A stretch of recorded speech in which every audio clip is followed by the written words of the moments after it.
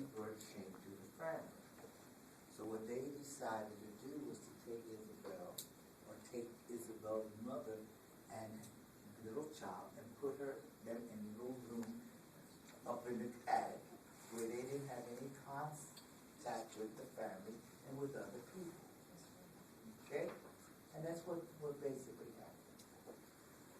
And Isabel, the child that we are talking about, basically stayed there for ostensibly 6 years.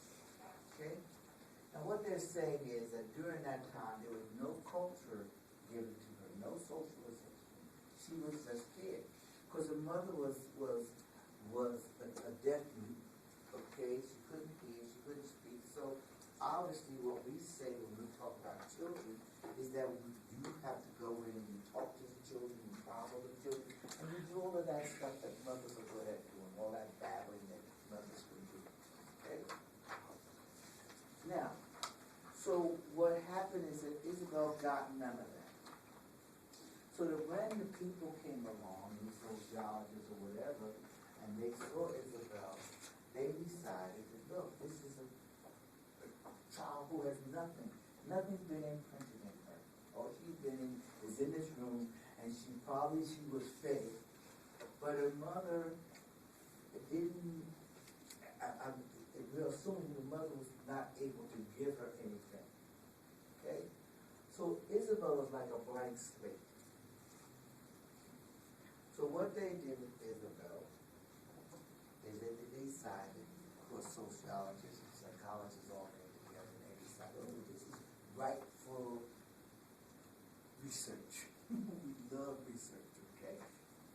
So they took Isabel and they gave her speech therapists and psychiatrists and two other people, and they got together and they started working with Isabel. And what they discovered, okay, is that even though Isabel was like, maybe had the intelligence when they started her, a 2.5-year-old person, she started blossoming. And after about 4 or 5 years, she just made leaps and bounds. And then before you know it, she even got to the point where they had her going to school. She was excelling, getting ahead of the other children in the class. And they looked at that and said, well, look, we were able to stick some of the culture into Isabel, who was like a blank slate. Okay? So that's Isabel. Okay? Couldn't that be considered her culture because it was passed down from her mother, though? What was passed down? The fact that she couldn't or wouldn't provide nurturing, that was something that was passed down. So isn't that still considered a culture? Or When you no? say it was passed down, or you talking about the Isabel's mother with mother Isabel. passing it down to Isabel? Right, because the mother was ostracized because of the shame of having a child out of wedlock. So she passed down the same ostracization. I understand what you're saying. Well, I'm saying that, but what did she pass down? Nothing. So it's our perception of what culture is. Well, let's wait till we see, put the example in. The question is excellent, okay? Because you're trying to pull this together, which is what I want you to do. You must pull this stuff together, okay? Now, the next case they give you is a case of people who live in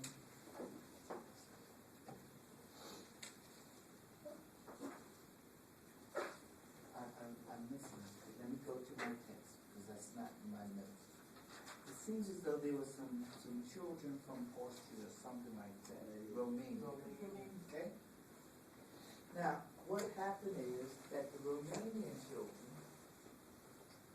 were in orphanages. Now remember, to a large extent, what happens in these countries is that people have wars, and they're always fighting. And when you have wars, and people bomb your countries and say, we lose answers. Okay? So, what happened is that apparently they had a large group of Romanian children in orphanages. Okay? So these are children without parents. And what happened is that it was, I guess, was a communist type government. And even though what they fed them, and they clothed them, and they gave them, kept them warm. But that's all they did. Okay, just gave them what we might call the basic necessities of life. Okay? And it's not like they were typically abusing the children, they just gave them the basic necessities. And what they discovered, that after the regime changed and other people went in, they looked at all of these children and said that these children are really out to lunch. Okay? Now what do you think they did? Well, they set up an experiment. That's what we do. Okay? Now, how did they set up the experiment? If you were going to experiment with these children, and we're talking about culture and socialization, and we're talking about nature versus nurturing, what do you do if you're going to set up an experiment? Somebody set up an experiment. What do you want to do? You're a sociologist. How do you set up an experiment to determine what's going on with the children? You want to try? You compare them with children. First, you're going to compare. And what are you going to do? You're going to set up a study between the children that are still in the orphanages and children that are raised with their families.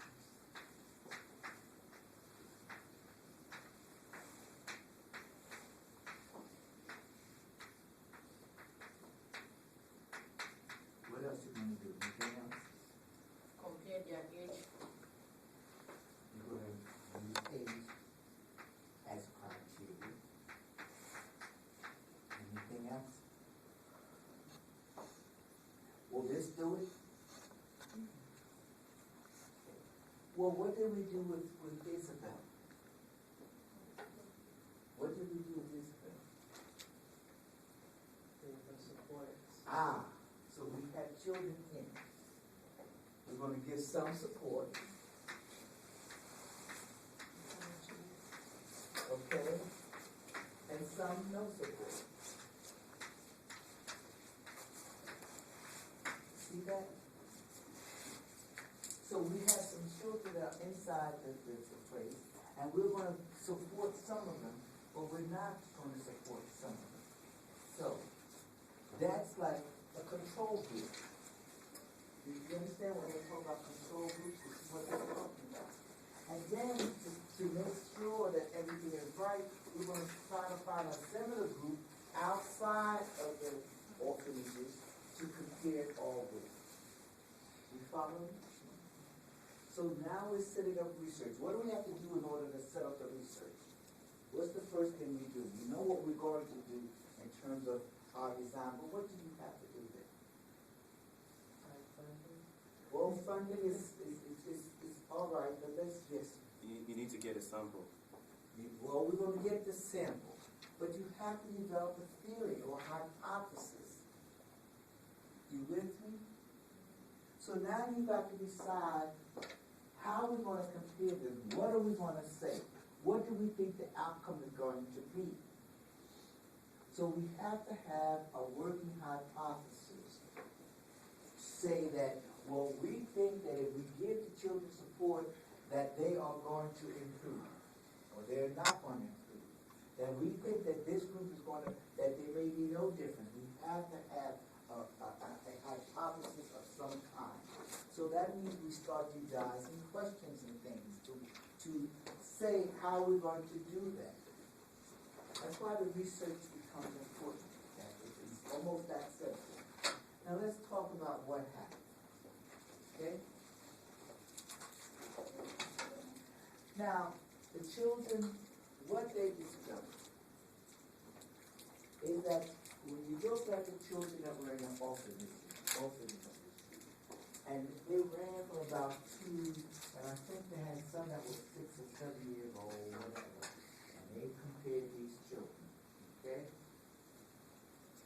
Some of the children improved, and some didn't improve, okay? Some children improved and some didn't. So then the question is why? And some of them improved so much that when they compared them to the children that had not been in the orphanage and that were in families outside of the orphanage, that they were just about equal in where they were supposed to be. Okay? And the other thing they discovered is that improvement took a big stake on how old the child was when they went into the state. The younger children improved much more than the older children. The younger children improved much more than the older children. Okay? Now you would ask the question earlier, why? Now give me your answer, what this culture answer that you gave me before.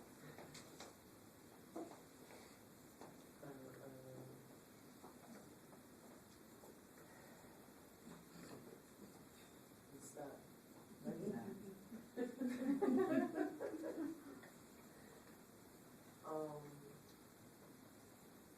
Well, the environment affected her biological makeup. Well, that may be true too. But here's what I think you said before. Now, I don't know the answer. I don't know the answer. Okay? What we do, what I'm about to give to you, is something that I think we need to think about, which is where I think we were going the first time. These children who were in the orphanage, they were sick. I'm saying up to age 6, and even 7, they were older. Okay? Now note that with Isabel was basically a blank slate. She was just kept in seclusion, not related to anybody, not doing anything. So the question is whether Isabel got any socialization or culture at all. So I'm arguing that maybe Isabel was a blank slate when the researchers went in, and they just could put whatever they wanted on that blank slate. You with me so far? But these children are not a blank slate.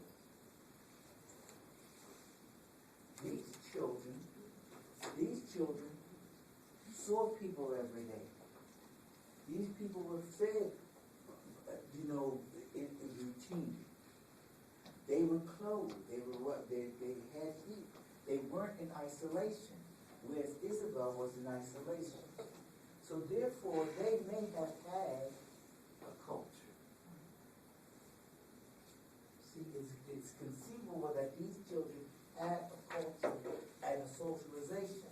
And the older they were, now notice I'm just talking, the older they were, the more they were socialized. And this is the way we're supposed to be. So when the researchers came in, they weren't dealing with blank slates. They were dealing with children who had already learned this is the way you are in this society. You don't relate to people, you don't do this, you don't do that. Now, the people who were 2 and under had not been socialized. As a consequence, that may be why you get improvement here, but not here. Does that make sense? Now, I don't know whether that's true or not, okay? The reason I'm saying it is because there are 2 things that you need to do as students, okay?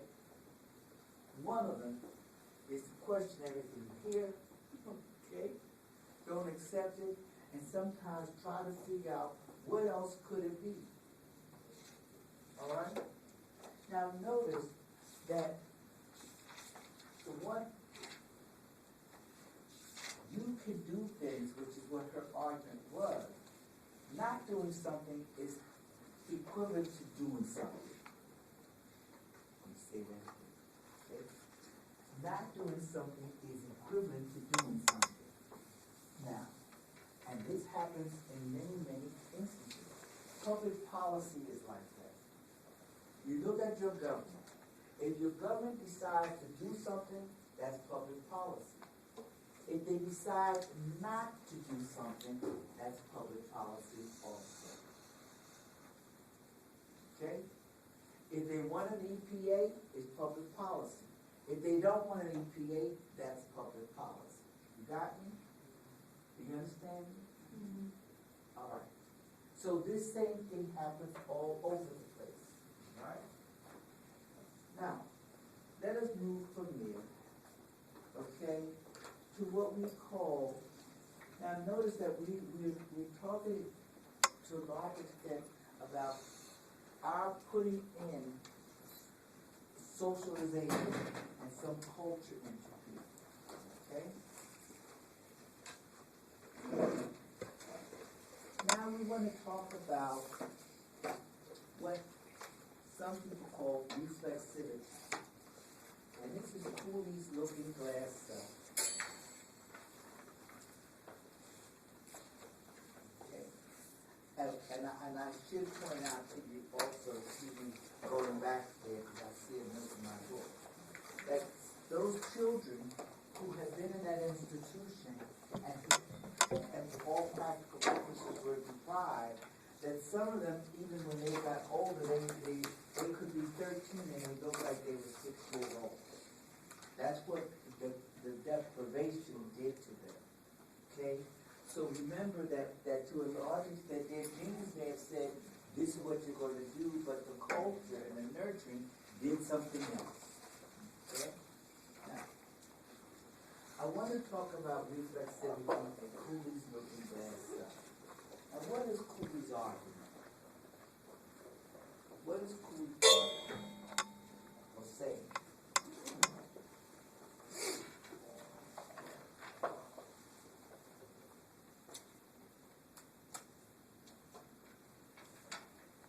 You want to try it for me, Ms. Cosby?